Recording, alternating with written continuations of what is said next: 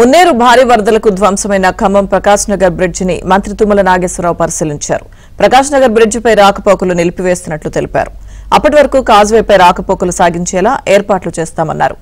బ్రిడ్జికి సంబంధించి 9 పిఎస్ బేరింగ్లు కదిలినట్లుగా ప్రాథమికంగా గుర్తించామన్నారు.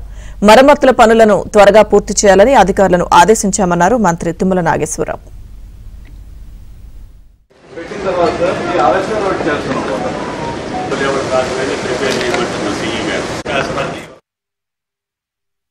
ఈ బేరింగ్లన్నీ తీసి మళ్ళీ కొత్త బేరింగ్లు వేసి మళ్ళీ దాని సీట్లో కూర్చోబెట్టాలి. అలైన్మెంట్ కరెక్ట్గా ఉండాలి, లెవెల్ కరెక్ట్గా ఉండాలి.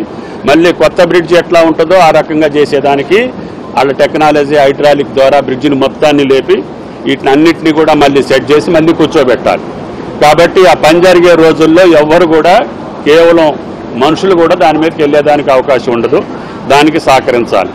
ఎందుకంటే వందల సంవత్సరాలుగా పడేటటువంటి ఇబ్బందిని గుర్తుంచుకొని నేను ఆ రోజున ఈ ప్రకాష్ నగర్ బ్రిడ్జి నిర్మాణం చేయించాను. ఈ సప్తా కూడా అంతకంటే 30-40 ఏళ్ల క్రితం ఈ సప్తా చేయించాను. ఇప్పుడు మళ్ళీ ఈ సప్తాని కాజ్వేని R&B వాళ్ళ ద్వారాగా రెక్టిఫై చేయమంటున్నా. అది తయారయ్యే లోపల కింద నుంచే మీకు ట్రాన్స్పోర్ట్ జరిగేటట్టుగా ఏర్పాటు చేయమని చెప్తున్నా. ఏదన్నా కాస్త కూస్త ఫ్లో వస్తే కూడా పైపులు ఏర్పాటు చేసి ఆ పైపుల ద్వారా నీళ్లు కింద నుంచి పంపించి ఈ కాజ్వేని మళ్ళీ యాజ్ టీజ్గా తయారు చేస్తే ఆ బ్రిడ్జి తయారయ్యే 3 నెలల లోపల దీని మీద